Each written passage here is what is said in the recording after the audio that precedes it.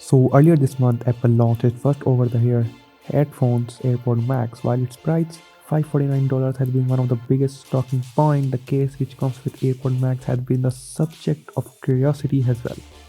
So in a recent interview with a Japanese news site, the company executive said about its design of Airpods Max at length. The executive said that the primary reason behind the Airpods Max Case design was to make it storage efficient. Today, most headphones come with large, cumbersome cases, but we travel a lot, so we knew how important it is to fit in a bag.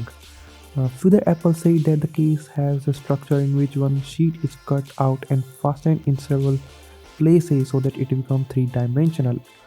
The AirPod Max case is unlikely another headphones case for sure. Jokes, memes about it have been plenty, but Apple says that the ease of use is second. When the air cup is rotated and inserted here, the headband is exposed. Although it is still in the state, it is just that it is not necessary to cover it because it is made strong in the first place, the company executive said in an interview. The band becomes like a holder to carry the headphones, and Apple explained why it is made like that.